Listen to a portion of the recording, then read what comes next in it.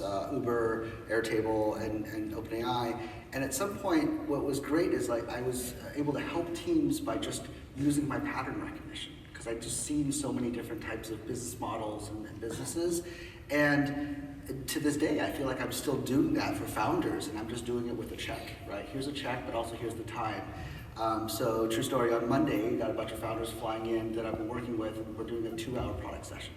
And that's like no different than what I was doing before as a product executive, to be like, great, let's bring the research, let's do the jam, and let's figure out how to really build this business. And that's been really rewarding, to be able to do that across multiple companies and support multiple founders at the same time, both just with capital, but also advice and looking around the corner and helping them connect to the right customers or other advisors, or bringing amazing kind of angel investors on board when we make investments. So it feels almost the same thing. It's all supporting founders, slightly different lens, but the motions feel part of the most exciting parts of my previous product jobs. We definitely need to grab coffee. I need to pick your brain more. Okay, so switching gears again, I guess this is probably for Sarah G and Brian. It's like, I think, from what I see, I see VCs like in almost like not quite two camps. I'm just put my binary classifier on here, but like there's like the hustlers, and then there's like the VCs that are like kind of big. They're kind of super established. They come to us. We're you're gonna come to us regardless, whatever. And I feel like in this kind of day and age, like the hustlers are winning. Like the cool kids are the ones that like really dive. Honestly, I could ask this question to all four of you. But like, roll up your sleeves, like get into the weeds, like look on on GitHub, like looking at commits. Is this the new way, like for AI, like VCs and how you have to operate? You have to go all the way down and. I get invited to dinners all the time and like with engineers, and it's like the conversations are really deep, and like not all VCs have that level of like depth and understanding, and I feel like you really need it. But I'm kind of curious, like you're probably two examples of folks that I see hustling day after day. I don't know, what are your thoughts on kind of like the new VC? I'll start with Sarah maybe. Like what do you think about the new VC world here? Yeah. I'm pretty opinionated about it, right? I think you like don't start a firm unless you feel like you like have an idea how to do business. Yeah. So I'll give you a view on like where I think the venture industry is very quickly, and then on like some specific like ways we engage with founders in the community. Like the birth of the venture industry 50 to 70 years ago was characterized by like not a lot of capital available, but the spirit of entrepreneurship existed and opportunity has always existed, right? I think it's bigger now than it has ever, but if there are 5 firms willing to hand entrepreneurs money to do technology ventures, then all you kind of got to do is like put the sign on Sand Hill Road and say like, please come by and pitch me. I'm available from 10 a.m. to 4 p.m. Monday through Thursday, right? I don't think the world looks like that now. And so a big piece of it is, the analogy in my mind is like, well, one, like the internet happened, Yep. right? Which means that there's distribution of information to lots of people through OpenAI and through the broader resources available to everyone, where if you cannot imagine that in every other business we're like, SaaS is internet distribution of software, and consumers do research, they get advertising versus just buying things when they walk into a store. And that wouldn't happen in venture, right? And so our view now is, well, like entrepreneurs, potential entrepreneurs, engineers out there, they have a lot of resources out there to get pretty far themselves, and they're gonna do research, right? And so we feel like we need to go make it clear to the community like what our value prop is, and that it's a much more competitive market, most of all. And then part of our decision when we started a firm is we're like, we think this AI thing is real, we've just been thinking about it for a long time, we're like willing to make a commitment. And so what do? You go like spend a lot of time with the people who are really talented and central to the community, like you, people in the PyTorch community, researchers, and then try to understand it better. Because I think it's a key premise for us that the world is changing very quickly. Entrepreneurs are going to figure that out. They want to work with people who have a point of view and might be useful in figuring that out if they have a wealth of choices, right? I think the last thing I'll say on this is like every industry, parts of venture are very lucrative and very interesting. I'm just going to state the obvious there. And if it is like I feel so lucky to be able to do this job. If it is a lucrative and super interesting and perhaps influential industry, then like you shouldn't be able to like be really lazy and not face competition. You know what I mean? And so I think there's a distribution of work ethic in the industry. Yeah, definitely. And so I would like to think that like generally when you work harder, you get better outcomes. Yeah. What do you think, Brian? Well, I would say at Stryker Venture Partners, like we are just 3 people, right? It's Max Gazor, who's a Forbes, 4 times Forbes Majestic Investor, myself, and Nikhil, who is a founding engineer at Parkour. And so we really try to focus on just like being at the frontier of research and just identifying who are the very best people and spending time with them. And then like spending most of our time just helping the companies. And when we help companies, we're not trying to like organize dinners for them. We really try to focus on like creating the crucible moments that will change the trajectories of the companies. And so, for example, like one of the companies that I backed before was Voyage AI. And for Voyage, Tongyi had a very ambitious vision. He wanted to make vector embedding search a reality long before anybody knew what vector embedding models were. He wanted every single enterprise to use it, but like even in the research world, many people weren't even sure if vector embeddings were going to be important. Sarah backed the company as well at the inception stage, and it's like some of the most one of the most impactful things for the companies was really the MongoDB partnership, which we helped forge, and that partnership turned out to be so fruitful that it ended up leading to the company's like a very great acquisition for the company. And so we really try to like spend most of our time creating these crucible moments for the company, and we spend less of our time trying to create the presence. I thought you were going to say they forked Vice, although I think a lot of those vector database companies did. That's how they got started. But. Yeah.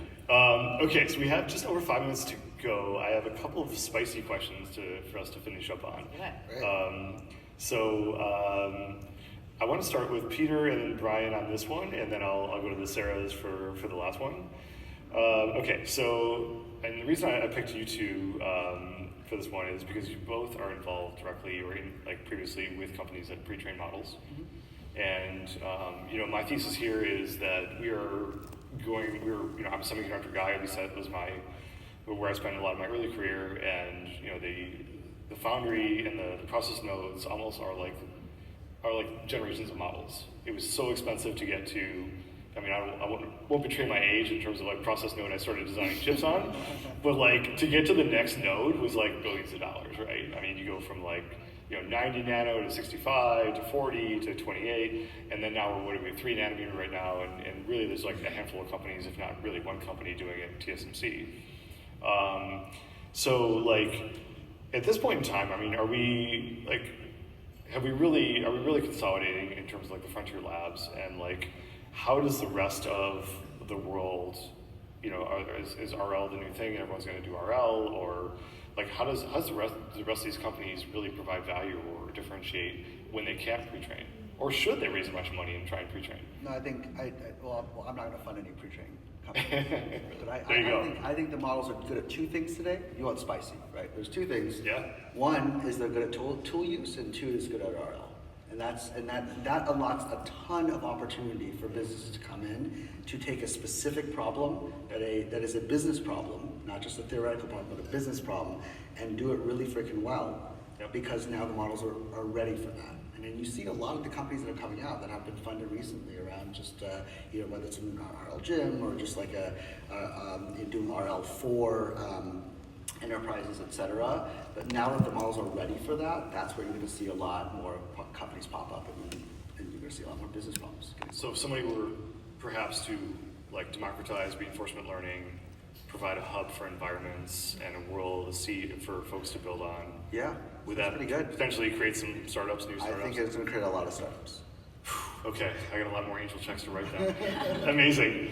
Now, conversely, Brian, you actually invested, as did I, in a company that is pre-training models in this. After this, raised $2 billion. Yeah. Like, where's your head here? Is reflection and really no one else beyond them, or how do you see it? No, I mean, I agree with Peter that like reinforcement learning is definitely delivered by far the biggest gains, right? Like I think something that none of us were expecting last year was that reinforcement learning generalizes better than SFT, better than imitation learning, better than any other training paradigm. And so, like, you know, Reflection, prior to raising the $2 billion round, they did train their model using reinforcement learning as the primary mechanism. But what I would say is that why is Reflection going after pre-training, right? I think the thing that a lot of people miss is there's a lot of things on the pre-training side that are quite inefficient, and we might be able to see some pretty big gains if we tackle them. So one of the really interesting pre-training ideas I've seen, for example, is like DeltaNet, right? Using linear attention, you can actually scale context windows to millions of tokens far more efficiently than the mechanisms used today. Like another idea is it's Inceptive by Stanford professor Stefano Erman. They're figuring out how to use diffusion models to improve coding generation, right? There's just a lot of inefficiencies on the pre-training side, and I would never fund a company that wants to just do imitation learning at bigger scale than GPT-4 or GPT-5, right?